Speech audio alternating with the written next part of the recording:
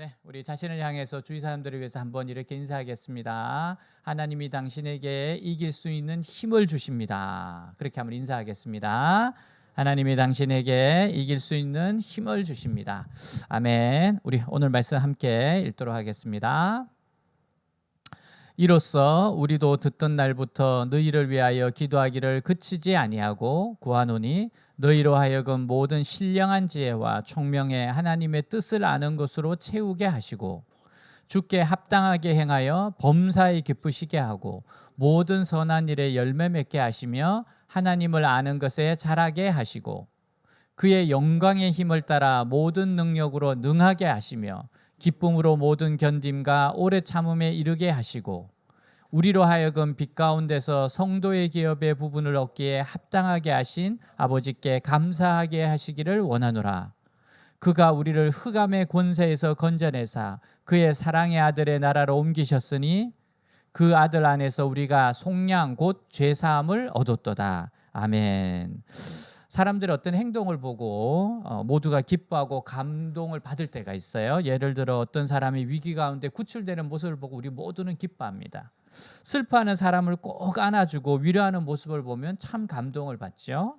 가난하고 배고픈 사람에게 따뜻한 밥 한 그릇을 베푸는 모습을 보면 그렇게 흐뭇할 수가 없어요. 제 아들이 이제 중학생 때였는데 어느 날 폐지 줍는 할머니에게 자신의 용돈의 일부를 나누어 줬어요. 그러니까 자신의 그 용돈도 주고 또 폐지 줍는 할머니의 또 뒤에서 이제 리어커도 밀어드리고 그렇게 했습니다. 그날은 꼭 드리고 싶었대요. 그래서 그 이야기 듣고 이제 모두가 기뻐했습니다. 따뜻한 마음씨 때문에 그렇죠. 근데 그 다음날 저에게 이야기를 하는 거예요. 근데 아빠 학교 갈 차비가 없다. 결국 제가 다시 용돈을 줬어요. 그날 할머니에게 전한 돈은 결국 제 돈이었습니다. 하나님이 우리를 보고 기뻐하시는 것이 있어요. 우리의 신앙이 자라고 열매를 맺는 거예요. 태어난 아기가 자라서 소년이 되고 소녀가 되고 청년이 되고 어른이 되는 것은 아주 아름다운 삶이에요. 그래서 사도 바울은 예수님을 만난 거듭난 골로새 교인들을 위해 기도하는 겁니다. 자, 9절 한번 같이 읽겠습니다. 이로써 우리도 듣던 날부터 너희를 위하여 기도하기를 그치지 아니하고 구하노니 너희로 하여금 모든 신령한 지혜와 총명의 하나님의 뜻을 아는 것으로 채우게 하시고. 자, 이 현대인의 번역을 보니까 이렇게 돼 있어요. 우리는 하나님의 모든 영적인 지혜와 총명으로 여러분에게 그의 뜻을 아는 지식으로 채워주시기를 기도합니다. 이렇게 돼 있어요. 여러분, 여기서 신령한 지혜와 총명은 하나님의 뜻을 알 수 있는 능력입니다. 하나님의 뜻을 알 수 있는 능력이에요. 사람들은 지식을 찾기 위해서 여러 곳을 찾아다닙니다. 학교를 찾기도 하고 도서관을 찾기도 하고 인터넷 검색을 하기도 합니다. 그런데 여러분, 하나님의 뜻을 알고자 하는 사람들이 찾아야 될 곳이 어딘가 하면 성경과 교회입니다. 그러니까 교회는 하나님과 그의 뜻을 아는 지혜와 총명으로 가득 차 있어야 돼요. 지혜와 총명으로 하나님 뜻을 아는 지혜와 총명 가득 차 있어야 돼요. 여러분, 사람의 뜻도 알기가 어려운데 하나님의 뜻을 아는 것이 결코 쉬운 일이 아니에요. 이게 쉬운 일이 아닙니다. 그래서 교회는 성도는 바울과 같이 하나님의 뜻을 아는 지혜를 달라고 구해야 된다는 겁니다. 기도해야 된다는 거예요. 정말 이 뜻을 알고자 열렬히 사모해야 됩니다. 하나님의 뜻을 잘 알기 위해서는 교회에서 말씀을 듣고 배워야 돼요. 여러분, 말씀을 차근차근히 체계적으로 배워야 합니다. 큐티, 통독, 제자 양육, 다니엘 기도를 통한 말씀 양육을 통해서 내 영혼을 진리로 채우면 채울수록 하나님의 뜻을 더 잘 알게 돼요. 이 하나님의 진리가 가득 찰수록 하나님의 뜻을 더 잘 알게 됩니다. 삶을 잘 해석할 수가 있어요. 하나님의 뜻을 더 잘 알기 위해서는요, 그리고 말씀을 실천해 봐야 됩니다. 자, 내가 아는 말씀이 있어요. 들은 말씀이 있어요. 깨달은 말씀이 있어요. 그렇다면 그것을 실천해 봐야 됩니다. 우리가 하나님 말씀을 들었으면 작은 데서부터 하나님의 뜻을 실천해 봐야 돼요. 그렇게 실천해 봐야지만 여러분, 경험하고 체험할 수 있기 때문에 그래요. 그걸 경험하고 체험하면 또 실천하게 되는 거예요. 하나님의 뜻을 알고 순종하는 사람은 형통한 삶이 됩니다. 성경이 약속해요. 하나님의 뜻대로 살아가면 형통한다는 겁니다. 잘 된다는 거예요. 유튜브에 올라온 동영상이 있는데 보니까 빌리라고 하는 노숙자가 길거리에서 구걸하고 있어요. 하루 벌어 사는 것이 아니라 한 끼 한 끼 먹었습니다. 어느 날 한 여인이 지나가다 보니까 이 빌리 노숙자를 보고 불쌍하니까 자기 지갑을 벌려서 동전을 노숙자가 있는 깡통에다가 들이부었어요. 막 두루루 쏟아지는 거예요. 집에 돌아온 여인은 큰 실수라는 걸 딱 깨달았습니다. 왜냐하면 지갑 안에 있는 동전을 붓다 보니까 지갑 안에 결혼 반지가 있었어요. 그것까지 쏟아버린 겁니다. 급하게 돌아가 봤는데 없어요. 이 노숙자가 없어졌어요. 사라졌어요. 자, 노숙자는요, 동전을 점검하다가 헤아리다가 반지를 발견합니다. 옆에 있는 금은방에 가서 얼마나 되냐 물어봤어요. 정말 상상 이상이었습니다. 400만 원이 넘어요. 야, 이거 엄청난 돈입니다. 여러분, 한 끼 벌어 한 끼 살아가는 사람에게 400만 원이 얼마나 큰 돈이에요? 팔자 고치는 겁니다. 여러분, 이럴 때 우리가 생각해야 될 거면 하나님의 뜻이 뭐냐 이거예요. 사실 하나님의 뜻이 뭐냐. 자, 근데 그 자리에서 팔려고 하는데 양심의 소리가 들리더래요. 동전을 그만큼 준 것도 감사한데 감사를 배반하지 말아라. 양심의 소리. 이게 사실 하나님의 소리잖아요. 동전을 그만큼 주고 했는데 그 사람을 배반하면 안 되지. 큰 결단을 합니다. 여인에게 찾아주려고 결정하고 바지 주머니 깊숙한 곳에 반지를 넣고 금은방을 나와요. 반지를 받은 자리에 가서 앉았습니다. 며칠을 지났어요. 보다 보니까 그 여인이 지나가고 있습니다. 달려갑니다. 반지를 내밀어요. 당신을 기다렸습니다. 그때 고마웠습니다. 여인이 너무너무 감동이 됐어요. 너무 고맙다 그랬어요. 그리고 나서 이 노숙자 이야기를 세상에 알립니다. 그리고 모금 운동을 펼쳤어요. 사람들이 그 이야기를 듣고 또 감동을 받습니다. 야, 저러기가 쉽지 않은데. 여러분, 하나님의 뜻을 행하는 자는 형통해요. 사람들이 이 이야기를 듣고 이 노숙자에게 도네이션을 하기 시작해요. 기부를 하기 시작했습니다. 그래서 모인 돈이 2억 원이래요. 2억 원. 그래서 그 돈을 고스란히 노숙자에게 전달했답니다. 여러분, 정직한 거, 감사한 거, 은혜를 배반하지 않는 거, 이거 하나님의 뜻입니다. 하나님의 뜻이에요. 그러니까 우리가 하나님의 뜻을 알고 분별하고 그리고 그 뜻에 순종하기 시작했을 때 형통하기 시작하는 거예요. 여호수아는 두려웠습니다. 모세가 누구입니까? 여러분, 모세 같은 종이 없습니다. 기적의 종이었습니다. 바로를 꺾어버렸어요. 전무후무한 기적을 일으켰습니다. 그 모세가 죽고 여호수아가 지도자가 되었을 때 하나님이 해주신 말씀이에요. 여호수아에게 말씀하시기를 요단을 건너가라. 그리고 네가 밟는 땅을 내가 다 줄 거다. 그리고 나서 주님께서 이렇게 말씀하세요. 여호수아 1장 5절부터 9절 같이 한번 읽겠습니다. 내 평생에 너를 능히 대적할 자가 없으리니 내가 모세와 함께 있었던 같이 너와 함께 있을 것임이니라. 내가 너를 떠나지 아니하며 버리지 아니하리니 강하고 담대하라. 너는 내가 그들의 조상에게 맹세하여 그들에게 주리라 한 땅을 이 백성에게 차지하게 하리라.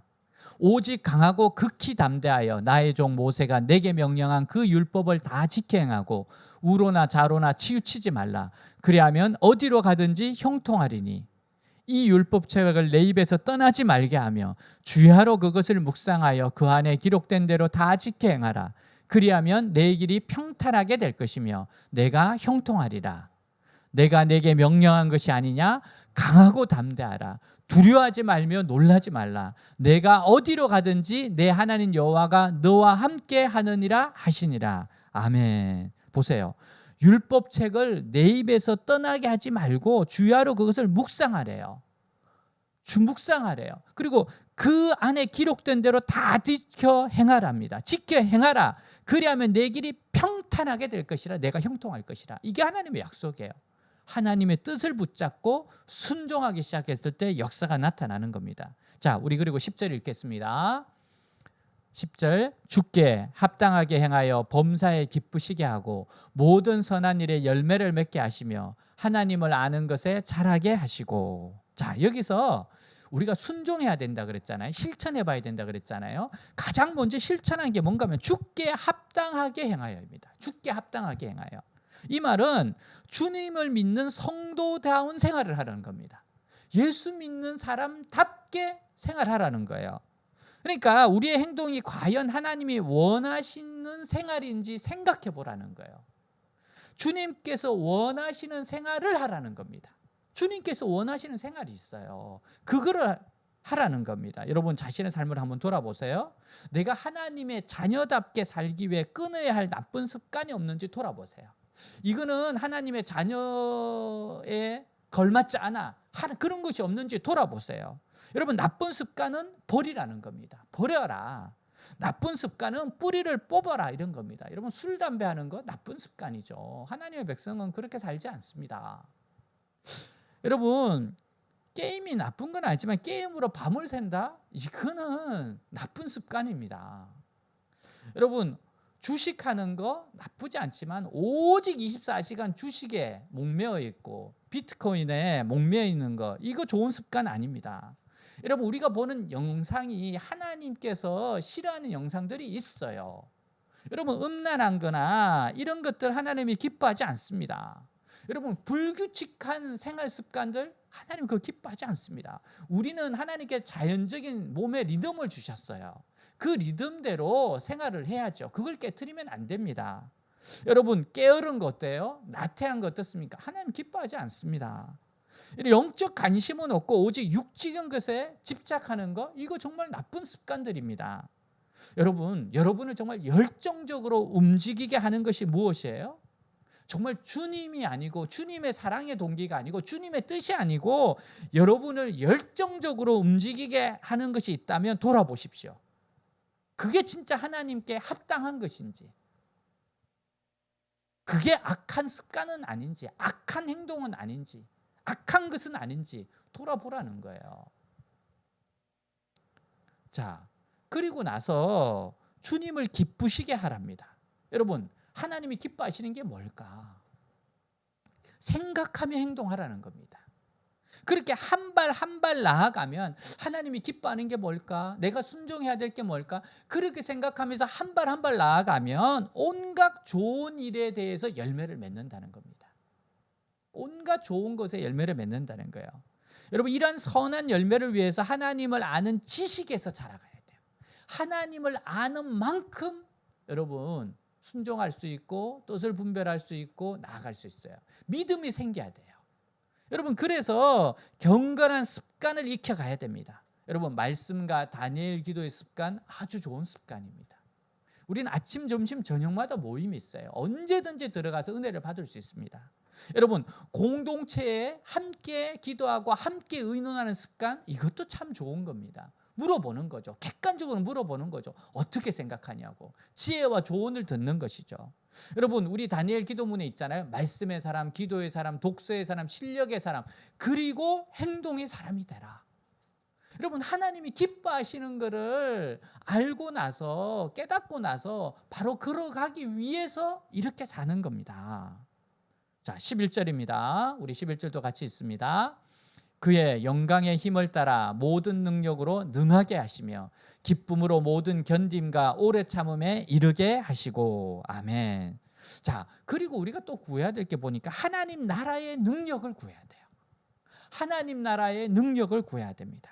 사람이 자신의 뜻을 이루기 위해서도 힘이 필요하잖아요. 육신의 힘, 체력도 필요하고 물질이나 사람들의 능력도 필요하고 도움도 필요하고 여러분 힘이 없으면 아무리 좋은 뜻이 있어도 그 일을 성취할 수가 없어요. 우리가 하나님의 뜻을 행하기 위해서도 힘이 필요합니다. 그래서 사도 바울은 우리가 구해야 할 힘이 뭔가 하면 하나님의 영광의 힘이래요. 하나님의 영광의 힘을 구해야 된다는 겁니다. 하나님의 뜻대로 행하는 이들은 하나님의 힘을 의지하여서 사역을 합니다. 모든 힘의 출처가 영광의 하나님으로부터 온다는 믿음을 가져야 돼요. 내가 할 수 있는 모든 것의 힘은 하나님으로부터 온다. 하나님부터 온다. 예수님께서도 제자들에게 뭐라 그랬어요? 추수할 일꾼을 구하라고 했습니다. 사역을 할 때 사람의 힘도 필요하고 돈도 필요하고 기술도 필요합니다. 이러한 모든 것들을 통해서 주님을 일을 행하는데 근본적으로 이러한 힘이 하나님께로부터 옴을 깨닫고 구해야 돼요. 그래서 우리는 구해야 됩니다. 하나님의 영광의 힘을 구해야 돼요. 하나님 이 일을 이길 수 있도록 극복할 수 있도록 풀어내도록 하나님의 힘을 주십시오. 영광의 힘을 주십시오.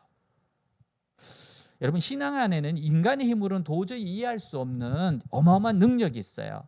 그의 영광의 힘을 따라 모든 능력으로, 그의 영광의 힘을 따라 모든 능력으로.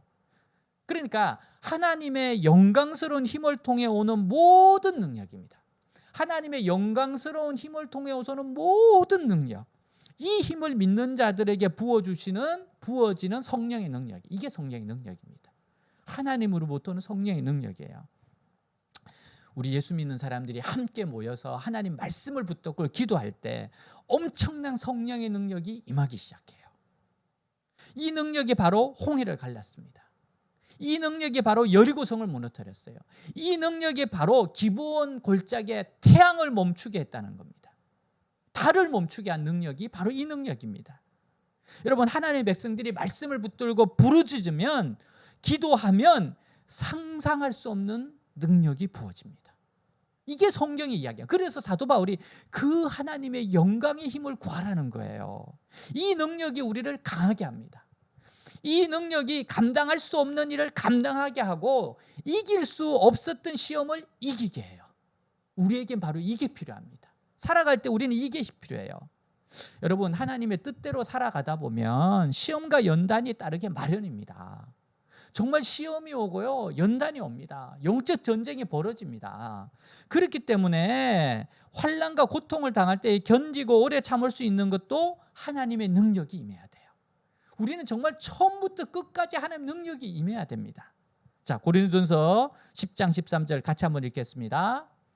사람이 감당한 시험 밖에는 너희가 당한 것이 없나니 오직 하나님은 미쁘사 너희가 감당하지 못할 시험 당함을 허락하지 아니하시고 시험 당할 쯤에 또한 피할 길을 내사 너희로 능히 감당하게 하시느니라. 아멘. 여러분, 우리가 시험을 감당할 수 있는 것은 내가 하나님의 능력을 믿고 구할 때 하나님께서 힘을 주셔서 감당하게 하시는 겁니다. 힘을 주신다는 거예요. 그래서 그 시험을 감당하게 된다는 겁니다. 자, 이렇게 여러분, 우리가 구해서 하나님의 영광의 힘을 받을 때 어느 순간까지 가는가 하면 기쁨으로 모든 견딤과 오래 참음에 이르게 됩니다. 기쁨으로 견디고 기쁨으로 오래 참을 수 있대요. 여러분, 어떤 의미에서 막 억지로 견디고 억지로 참고 이렇게 했었는데 이제는 기쁨으로 이겨낼 수 있는 단계까지 간대요. 기쁨으로 이것을 한대요. 왜요? 하나님을 신뢰하기 때문입니다. 하나님의 신실하심을 깨닫기 때문에 그래요. 하나님의 사랑이 내 가슴속에 막 부어지기 때문에 그래요. 여러분, 진짜 고난이 너무 크게 다가올 때가 있어요. 시험이 너무 크게 올 때가 있어요. 하나님의 연단이 너무너무 힘들 때가 있어요. 욥은 뭐라 그러는가 하면 욥기 23장 8절 10절에 보니까 우리 같이 한번 읽도록 하겠습니다. 이렇게 고백해요. 그런데 내가 앞으로 가도 그가 아니 계시고 뒤로 가도 보이지 아니하시며 그가 왼쪽에서 일하시나 내가 만날 수 없고 그가 오른쪽으로 돌이키시나 배울 수 없구나. 그러나 내가 가는 길을 그가 아시나니 그가 나를 단련하신 후에는 내가 순금같이 되어 나오리라. 아멘. 정말 이 말씀이 얼마나 위로가 되는지 모릅니다. 저도 이 말씀 붙잡았을 때가 많아요. 이 말씀은 언제 항상 붙잡습니까? 순금같이 나온다. 너무 괴로울 때 이 말씀을 암송할 수밖에 없어요. 암송할 수밖에 없습니다. 근데 우리는 믿어요. 뭘 믿습니까? 하나님 선하심을 믿습니다. 하나님의 선한 계획을 믿습니다. 로마서 5장 3절 5절 말씀입니다. 같이 읽겠습니다. 다만 이뿐 아니라 우리가 환난 중에도 즐거워하느니 이는 환난은 인내를, 인내는 연단을, 연단은 소망을 이루는 줄을 알미로다. 소망이 우리를 부끄럽게 하지 아니함은 우리에게 주신 성령으로 말미암아 하나님의 사랑이 우리 마음에 부은 바 됨이니. 아멘. 이 환난을 통해서 인내를 통해서 연단을 통해서 소망이 오는 줄 알기 때문에, 이렇게 하나님이 우리를 사랑하시는 것을 알기 때문에, 하나님의 선하신 뜻을 알기 때문에, 여러분 로마서 우리가 8장 28절 말씀을 알잖아요. 우리가 알거니와 하나님을 사랑하는 자 곧 그 뜻대로 부르심을 입은 자들에게는 모든 것이 합력하여 선을 이루느니라. 모든 것이 합력하여 선을 이룬대요. 여러분, 이게 있기 때문에 기쁨으로 우리가 주장할 수 있어요. 그게 뭔가 하면은 그래도 하나님은 나를 사랑하신다. 그래도 하나님은 선한 뜻이 있으시다. 그래도 하나님은 하나님의 역사를 이루어 내실 것이다. 이런 믿음의 고백을 할 수 있게 되는 겁니다. 여러분, 군인들 가운데 특전사가 있잖아요. 특전사. 여러분, 특전사가 하는 훈련이 어떻습니까? 진짜 특별한 훈련이잖아요. 네, 우리 특전사 사진 한번 보겠습니다. 특전사들 사진 한번 봐요. 이거 아마 천리행군일 겁니다. 여러분, 천리행군이 뭔가 하면 8박 9일 동안 400km를 걷는 행군이에요. 야간에만 합니다. 그러니까 적의 후방에 떨어져서 임무를 완수하고 저녁에 8박 9일 20km의 군장을 메고 8박 9일 동안 400km를 걸어서 나오는 훈련을 하는 겁니다. 이게 얼마나 어렵겠습니까? 또 사진들 볼게요. 네. 자, 이 대테르 훈련입니다. 또 그 다음 거 보겠습니다. 네. 눈 위에서도 이렇게 훈련을 해야 되고요. 네. 물 위에서도 이렇게 훈련을 해야 되고요. 네. 여군 보이시죠? 여군 보이시죠? 자, 여러분, 특전사가 이런 훈련을 합니다. 왜 이런 훈련을 합니까? 고생시키려고? 미워서? 아닙니다. 특별한 일을 감당할 대단한 실력자를 만들려고 하는 겁니다. 특별한 일을 감당하기 위해서 대단한 실력자를 만드는 과정이에요. 여러분, 모세, 다윗, 다니엘, 에스더 다 특전사 출신입니다. 외대교인 여러분도 지금 특전사 출신의 훈련을 받고 있는 거예요. 여러분, 우리가 받는 훈련들이 뭡니까? 가난, 질병, 때로는 너무 응답이 없어요. 무응답, 긴 침묵, 하나님의 절망적 상황. 그 뭐 하나 하려고 그래도 그냥 넘어가지 않고 그렇게 오래 걸려요. 쉽게 되는 일이 없어요. 여러분, 이런 훈련을 왜 시키세요? 특별히 사랑하셔서 특별히 훈련시키시고 특별한 일을 맡기시기 위해서입니다. 많은 영혼들을 주님께로 돌이키기 위해서예요. 여러분, 윌리엄 캐리, 선교의 문을 열었던 윌리엄 캐리 선교사님 이런 이야기를 했어요. 하나님으로부터 위대한 일을 기대하라. 하나님을 위하여 위대한 일을 시도하라. 정말 위대한 일을 기도하고 위대한 일을 시도했는데 이분은 엄청난 고난과 연단을 받았어요. 근데 이분을 통해서 선교의 역사가 열렸습니다. 선교의 문이 열렸어요. 특전사가 이런 이야기를 하더라고요. 특전사 부대, 우리는 검은 베레를 썼기 때문에 천리를 걷는다. 검은 베레를 썼기 때문에 천리를 걷는데요. 특전사니까 천리를 걷는데요. 이건 우리의 특권이다. 특권이다. 여러분, 특별한 훈련을 시키고 특별한 어려움을 주시는 것은 하나님의 선한 특별한 뜻이 있어서 그렇습니다. 미워해서가 아니에요. 일부러 고생시키려고 하는 게 아니에요. 하나님의 그 특별한 뜻을 이루기 위해서, 구비하여 조금도 부족함 없는 사람이 되게 하기 위해서. 여러분, 그래서 특전사 훈련을 받은 사람들이 그래서 그 어려운 임무들을 해내는 겁니다. 그게 훈련의 결과예요. 그래서 우리는요, 정말 영광스러운 하나님의 힘을 구해야 됩니다. 하나님의 뜻을 행할 때 너무 힘이 들기 때문에 이 영광스러운 힘을 구해야 돼요. 그걸 공급받기 위해서 기도해야 됩니다. 그리고 하나님이 주시는 힘을 의지하고 구하고 살아갈 때 내 힘으로 했다고 하는 교만에 빠지지 않아요. 겸손해집니다. 영광을 돌리게 돼. 왜? 이 모든 것이 하나님의 힘으로 내가 한 것을 알기 때문에.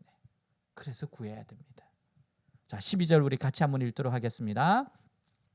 우리로 하여금 빛 가운데서 성도의 기업의 부분을 얻기에 합당하게 하신 아버지께 감사하게 하시기를 원하노라. 현대인 성경이 이렇게 말합니다. 빛의 나라에서 성도들이 얻을 축복에 참여할 수 있는 자격을 우리에게 주신 아버지께 감사하기를 바랍니다. 여러분, 하나님은 우리 아버지가 되셔요. 그리고 우리를 빛 가운데로 인도해 주십니다. 그리고 또 감사한 것은 우리 하나님 아버지는 당신의 자녀들에게 성도의 기업을 주세요. 곧 하나님 나라를 받을 수 있도록 해주신 겁니다. 여러분, 어떻게 우리가 빛으로 나아갑니까? 하나님 나라를 기업으로 받을 수 있을까요? 어떻게 죄인인 우리에게 이런 일이 일어날 수 있습니까? 그게 바로 오늘 13절 14절에 나와 있습니다. 자, 우리 13절 14절 같이 한번 읽겠습니다. 그가 우리를 흑암의 권세에서 건져내사 그의 사랑의 아들의 나라로 옮기셨으니 그 아들 안에서 우리가 속량 곧 죄사함을 얻었도다. 아멘. 하나님은 정말 우리를 어둠의 권세에서 구출해서 자기가 사랑하는 아들의 나라로 옮겨주셨어요. 여러분, 흑암의 권세가 뭡니까? 문자 그대로 캄캄한 어둠의 나라입니다. 캄캄한 어둠의 나라. 빛은 전혀 들어오지 않아요. 개인의 자유가 조금 더 허용되지 않아요. 감옥과 또 같은 세계일 겁니다. 여러분, 이런 세계를 우리가 좀 유추해 볼 수 있어요? 북한 생각하면 됩니다. 북한이 그런 나라죠. 자유가 조금도 없습니다. 노예입니다.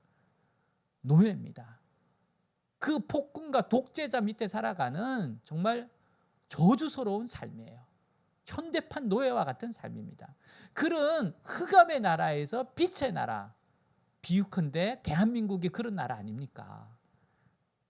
주님이 이렇게 옮겨주셨어요. 여러분, 만일에 우리가 북한에 있다가 대한민국으로 오게 됐는데 누군가의 도움을 왔다면 그거 얼마나 감사한 일입니까? 저는 외대에서 강의하면서 우리 탈북대 학생들을 많이 만났잖아요. 그래서 그들의 이야기를 들으면서 정말 가슴이 너무 절절했습니다.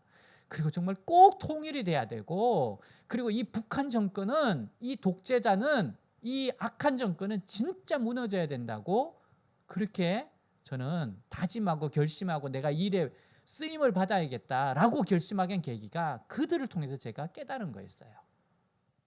여러분, 예수님을 믿기 전에 우리는 사실은 죄의 노예고 인질입니다. 자유가 뭔지도 몰라요. 죄를 어떻게 이길 줄도 몰라요. 그냥 노예입니다. 근데 그런 자들을, 우리를 흑암의 권세에서 건져냈어요. 죄의 늪에서 주님이 우리를 건져주셨어요. 그리고 하나님의 사랑의 나라로 옮기셨습니다. 이건 마치 인질로 붙들려서 감옥에 붙들려 있는 사람을 구출해내서 본국으로 데려온 것과 똑같은 거예요. 하나님이 이 일을 하셨다는 겁니다. 이 일을 위해서 어둠의 권세에서 건짐을 받기 위해서 우리는 속량 곧 제사함을 받았어요. 속량은 돈을 주고 인질을 석방하에 데려오는 겁니다. 돈을 돈을 통해서 값을 치른 겁니다. 이게 뭡니까? 예수님의 죽으심과 부활이죠. 예수님의 피 흘리심입니다. 죄사함은요, 책임의 개념인데 누군가가 지은 죄에 대한 값을 받고 죄가 없다고 인정해 주는 겁니다. 더 이상 죄가 없다 인정해 주는 거예요. 여러분, 이 죄 문제가 돈으로 해결됩니까? 안 됩니다. 그에 대한 책임을 반드시 물어야 됩니다. 죄는 정말 죄값을 치러야 됩니다. 누가 인간의 죄를 책임질 수 있겠어요? 인간 중에는 누구도 그 죄를 책임질 수가 없습니다. 인간은 모두가 죄인이기 때문에요. 자기가 죄인인데 어떻게 죄인의 짐을 질 수 있습니까? 그래서 하나님의 아들인 예수님께서 십자가에서 죽으시고 구원하셨고 죄사함을 받게 하셨어요. 아들이 피 흘린 대가로 우리가 자유를 얻었습니다. 아들이 피 흘린 대가로 우리가 용서를 받았어요. 죄에서. 우리는 그 아들로 말미암아 죄를 용서받고 속박에서 풀려났습니다. 우리의 인절값을 지불하시고 우리의 모든 것을 책임지신 거예요. 우리는 이제 완전히 하나님 나라로 옮겨왔어요. 우리의 과거를 덜칠 수 있는 거 아무것도 없습니다. 우리에게 그 죄를 물을 수가 없어요. 왜? 하나님의 아들이신 예수님께서 그 모든 책임을 짊어지셨기 때문에 그래요. 본인이 다 짊어지셨습니다. 그리고 대신 죽으셨기 때문에 그래요. 우리는 죄의 책임도 다 벗어졌습니다. 여러분, 그래서 요한복음 3장 16절에 하나님이 세상을 이처럼 사랑하사 독생자를 주셨으니 이는 저를 믿는 자마다 멸망치 않고 영생을 얻게 하려 하심이니라. 여러분, 그렇게 우리는 죄 문제가 해결된 존재입니다. 우리가 잘나서가 아니에요. 우리가 깨끗한 존재가 아니어서 아닙니다. 예수님의 그냥 우리를 향한 사랑 때문이에요. 불쌍히 여기시는 사랑 때문입니다. 이민환 목사님이 들려주신 이야기입니다. 이어령 박사님의 딸이었던 이민환 목사님, 지금은 천국에 가셨죠. 이민환 목사님이 나이로비에서도 비행기로 2시간을 더 가는 외부의 마을로 방문했을 때였어요. 정말 땅끝말이었는데 샘물이 없어요. 오물이 흘러들어오는 강물로 밥을 해서 먹습니다. 여러분, 그러니까 아프지 않는 애들이 없어. 다 아프죠. 다 배탈이 나죠. 아이들 배가 맹꽁이 배처럼 튀어나왔고 목욕을 태어나 한 번도 안 해서 썩는 냄새가 진동합니다. 거기서 너무 힘들었답니다. 아이들이 끌어안는데 역한 냄새가 진동해서 참을 수가 없더래요. 그날 밤 꿈을 꿉니다. 온몸에서 피고름이 흐르는 남자가 도와달라고 외치는데 이민아 목사님을 포함해서 그 모든 사람들이 멀찍이 바라보고 가지를 않는답니다. 근데 그때 누가 저 멀리서 뛰어오더니만 단숨에 병자를 끌어안더래요. 그리고 그의 눈물이 닿는 것마다 병자의 상처가 나았고 피와 고름이 멈추었답니다. 그분이 예수님이었어요. 나는 다가갈 수도 없는, 너무 역겹고 너무 더럽고 너무 처참해서, 근데 예수님은 달려가셔서 그 피고름이 나는 사람을 끌어안고 피와 고름을 깨끗하게 고쳐주셨어요. 이게 사랑입니다. 그래서 우리는 정말 하나님의 사랑은 갚을 수가 없습니다. 그 사랑에 도달할 수가 없어요. 근데 주님께서 그 사랑으로 우리를 어둠의 나라에서 빛의 나라로 옮겨주셨습니다. 그 역겹고 피와 고름이 있는 영혼을 끌어안으셔서 옮기셨다는 겁니다. 자신의 피로 깨끗이 씻어주셨다는 거예요. 이게 하나님의 사랑입니다. 오늘 우리가 불렀던 너를 선택한다 가사에 보면 이런 게 있어요. 귀하고 아름다운 나의 사랑아, 나의 모든 마음을 너에게 준다. 무엇보다 소중한 나의 사랑아, 나의 모든 정성을 너에게 준다. 나의 기쁨아, 나의 사랑아, 나는 언제나 너를 선택한다. 어떤 이가 세상을 다 준다 해도 나는 언제나 너를 선택한다. 내 모든 것을 포기한데도 나는 너를 선택한다. 여러분, 이게 바로 예수님의 사랑입니다. 하나님의 사랑입니다. 이 사랑으로 우리는 어둠의 나라에서 빛의 나라로 옮겨진 겁니다. 우리 한 사람은 이렇게 해서 넘어오게 됐어요. 여러분, 우리가 주님을 만나지 않았다면 어떻게 살고 있을 것 같습니까? 그렇다면 우리는 생각해야 돼요. 주님의 뜻이 뭔가? 주님이 기뻐하시는 삶은 뭔가? 내가 어떻게 이 은혜에 바르게 반응해야 될까? 여러분, 그게 바로 오늘 말씀입니다. 그렇게 살아가는 것이 바른 삶이라는 거예요. 한 청년의 이야기를 하고 마치겠습니다. 강원도 춘천 시내 테이블 8개에서 하루 평균 300만 원씩 파는 스시집이 있어요. 스시집. 우리 사진 한번 보겠습니다. 네, 이분입니다. 이분이에요. 항종한 스시집인데 제일 잘 나가는 메뉴가 감동 스시래요. 초밥 7개 1만 원짜리인데 횟감이 밥 2개를 덮고도 남는답니다. 저 춘천 가고 싶습니다. 후식으로 우동이 나오는데 가성비 갑이에요. 맛도 일품, 비밀은 천연 발효 식초라고 해요. 감동 스시는 이건 팔수록 손해랍니다. 팔수록 손해래요. 근데 하나님께서 질문했답니다. 너 장사꾼 될래? 복음을 위해 일할래? 그래서 복음을 위해 일하겠다고 약속했기 때문에 주님의 뜻이 이거기 때문에 폐업할 때까지 팔 거라고 해요. 춘천 한마음교회 성도 황종환 대표 이야기입니다. 황 대표는 가난한 어린 시절을 보내요. 아버지의 사업 실패로 부모는 이혼하고 어머니와 장애인 누나를 책임져야 했습니다. 기술이 있어야 먹고 살 수 있을 것 같아서 고등학교 졸업하고 무작정 서울로 올라와 고시원을 전전해요. 일단 돈을 많이 벌고 싶었어요.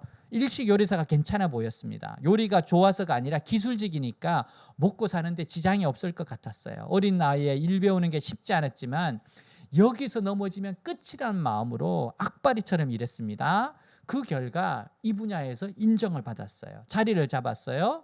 큰 돈을 벌려면 직접 장사를 해야겠다 싶어서 알고 지던 형과 인천에 횟집을 냈습니다. 근데 이때 삶의 회의가 와요.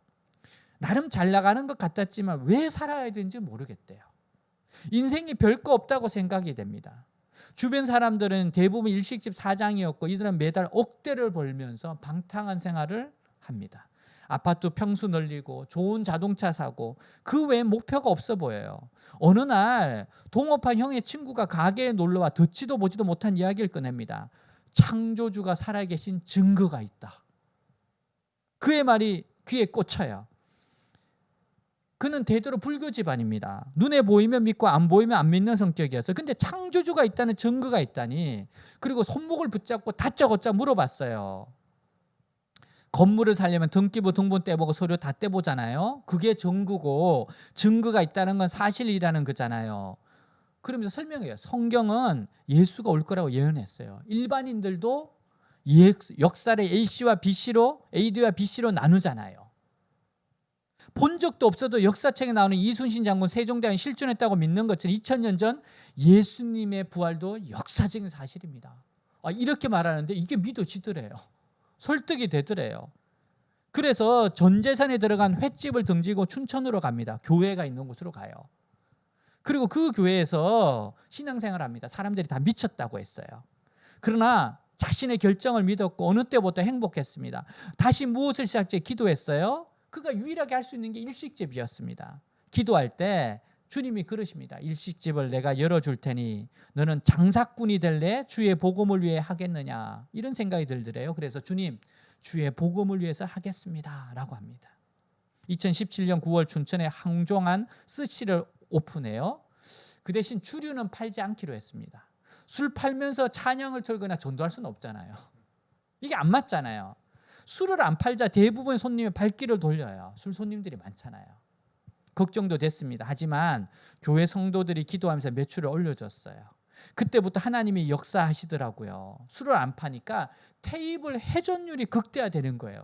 초밥은 20분이면 먹고 일어나잖아요. 그래서 테이블 8개에서 일어날 수 없는 매출이 일어나는 거예요. 잘 나갔습니다. 근데 코로나가 터져요. 작년에. 지난해 2월 22일 춘천에 확진자 2명이 나오면서 매출이 떨어지기 시작합니다. 첫째 날 반토막이 났어요. 둘째 날 마찬가지였어요. 좋은 횟감을 쓰지만 판매 가격이 낮기 때문에 적자 폭이 너무 컸습니다. 근데 마음속에서 아무것도 염려하지 말라. 그 소리가 자꾸 들려요. 아무것도 염려하지 말라. 셋째 날이 됐는데 매출이 오르기 시작합니다. 빠른 속도였어요. 왜냐하면 코로나 때문에 포장이 급증한 거예요. 이 포장이 급증했어요. 세무사가 놀라더군요. 이런 곳에서 어떻게 이런 매출을 찍냐고요. 춘천에 스시집이 40여 개인데 이 중 1, 2등이에요. 하나님의 은혜죠. 천연 발효식 저는 1년 전쯤 만들었습니다. 당시 스시집이 20개가 더 생겼어요. 경쟁력이 급강화했습니다. 그쯤 차 안에서 여기까지인가 싶어 고민하던 중 회개가 터져 나왔습니다.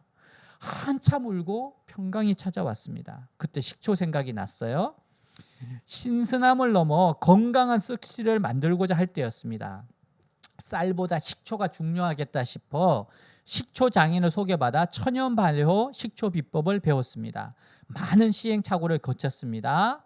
그리고 나서 다시 재기했다는 거예요. 그러면서 여러분 되었다 하는 인생은 없습니다. 여러분 우리가 이렇게 되면 뭐 성품도 막 변할 것 같은데 그렇지 않아요. 이분이 고백합니다. 신앙적으로 한 번 더 큰 변화를 벌였어요. 장사는 잘 됐는데 관계가 좋지 않았습니다. 직원들과의 관계, 아내와의 관계 문제가 있었어요. 근데 목사님이 설교하시면서 이런 말씀을 하십니다. 다시 오실 예수님을 기다리고 있는지 보고 싶은지 물어보더래요. 정말 다시 오실 예수님을 기다리고 있습니까? 그 주님을 열렬히 보고 싶습니까? 근데 그렇지 않다는 생각이 들었어요. 내가 하나님 사랑하지 않고 있구나. 신앙생활한 지 6년이 됐는데 왜 사랑의 열매가 없는지 알게 됐어요. 그래서 우리는 자꾸 자라가야 됩니다. 자꾸 자라가야 돼요. 진리 안에서 자라가야 됩니다. 그래서 하나님을 사랑할 수 있는 은혜를 구했어요. 하나님 사랑하게 해주세요. 하나님 더 사랑하게 해주세요. 하나님의 영광의 힘을 구한 거죠. 많은 변화가 생겨요. 정말 마음에 사랑이 생겼어요. 아내가 증언합니다. 남편이 변했다고. 그러면 이거 진짜입니다. 요즘 모든 게 감사합니다. 너무 좋아요. 예수님을 사랑하게 되니까 일에 힘이 안 들어가요. 내 안에 계신 이분을 더 사랑하는 것, 깊이 아는 것, 이것이 제 인생의 목적이 됐어요. 그는 다시 오실 예수님을 통해 다시 살아났다고 했다.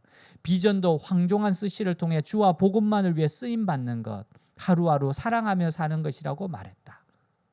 사랑하는 여러분, 이 세상이 절대 끝이 아닙니다. 영원한 하나님 나라가 있어요. 그 나라에서 영원히 우리는 복되게 축복되게 살게 될 겁니다. 그러므로 하나님 앞에서 영원한 부유한 자가 되시길 바랍니다. 하나님 앞에서 진정으로 부유한 자가 되셔야 돼요. 하나님이 인정하는 부유한 자가 돼야 됩니다. 여러분, 이 세상에서 멋진 믿음의 연주를 하십시오. 멋진 공연을 통해 많은 사람들에게 감동을 주십시오. 여러분, 진리 안에서 계속 성장하고 성숙하십시오. 하나님의 뜻을 자꾸만 알려고 하고 분별하려고 하고 하나님이 기뻐하시는 그 삶을 살기 위해서 몸부림치며 기도하며 주님과 동행하시기를 주님 이름으로 축복합니다. 기도하겠습니다. 사랑하는 여러분, 오늘 말씀을 가지고 기도하겠습니다. 하나님 아버지를 기쁘시게 하는 삶이 있습니다. 주님의 뜻을 분별하고 주님 백성에 합당한 생활을 하고 주님이 기뻐하시는 그 길을 가며 하늘의 영광의 힘을 구하며 살아가는 인생, 순종하며 살아가는 인생, 이런 삶이 되게 해달라고, 주님 더 사랑하게 해달라고 우리 기도하겠습니다. 기도합니다. 하나님 아버지 감사합니다. 하나님 정말 하나님 추하고 더러운 영혼을, 거듭나고 상한 영혼을 안으시고 역겨운 냄새도 참으시고 품어주셔서 하나님 흑암의 권세에서 사랑의 아들로 옮기신 하나님의 사랑, 예수님의 은혜를 잊지 못합니다. 내 죄값을 다 지불해 주시고 죄의 사함을 얻도록 당당하게 살아가도록 은혜를 주신 아버지 하나님, 성령의 충만함을 주신 아버지 하나님, 날마다 씻어주신 아버지 하나님, 날마다 동행해 주시는 예수님, 성령의 감동을 함께 하시는 성령님 사랑합니다. 의지합니다. 하나님 아버지를 기쁘시게 하는 삶을 살아가게 하옵소서. 되었다는 인생이 아니라 끊임없이 성장하고 성숙하고 이겨나가는 인생이 되고 싶습니다. 하나님, 하늘의 영광의 힘, 하나님의 영광의 힘을 따라 모든 능력으로 강해지고 기쁨으로 견딘과 오래 참음에 이를 수 있도록 주님의 연단과 훈련을 외면하지 않고 가겠습니다. 특별한 일을 위해서, 특별하게 준비시키기 위해서, 많은 영혼을 살리기 위해서 행하시는 이 일을 순종하고 감사함으로 기쁨으로 반응하겠습니다. 사랑의 은혜로, 사랑과 헌신으로, 감사함으로 반응하겠습니다. 악한 습관들 버리겠습니다. 뿌리 뽑아내겠습니다. 깨뜨리겠습니다. 경건의 연습을 하겠습니다. 경건한 습관을 드리겠습니다. 주여 나아가겠습니다. 오 주님 감사합니다.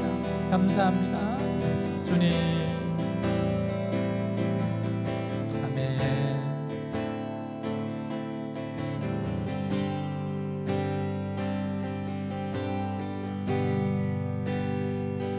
귀하고 아름다운 나의 사랑아,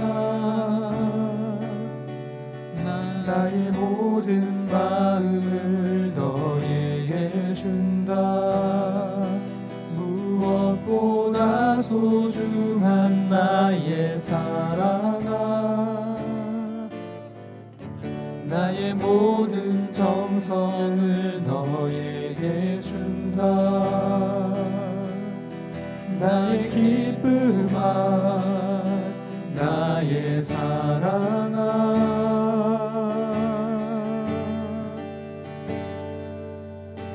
나는 언제나 너를 선택한다. 어떤 이가 세상을 다 준다 해도 나는 언제나 너를 선택한다. 내 모든 것을 포기해야만 돼도 나는 너를 선택한다.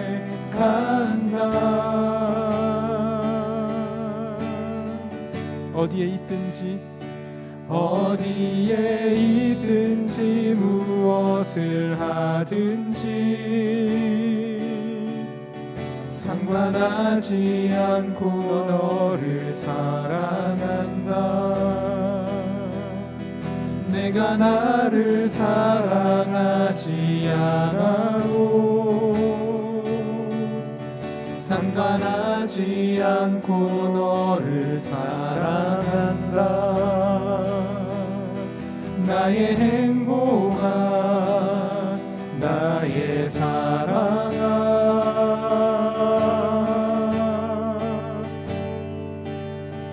나는 언제나 너를 선택한다. 어떤 이가 세상을 다 준다 해도 나는 언제나 너를 선택한다. 내 모든 것을 포기해야 한대도 나는 너를 선택한다. 내가 잘난 사람이 아니어도 내가 잘난 사람이 아니어도 다른 사람들이 손가락질해도 난 항상 변함없이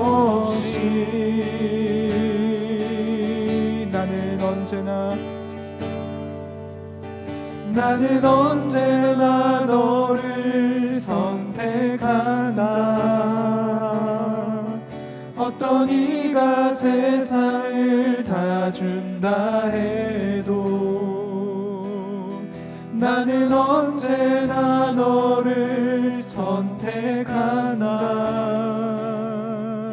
내 모든 것을 포기해야 한대도 나는 너를 선택한다.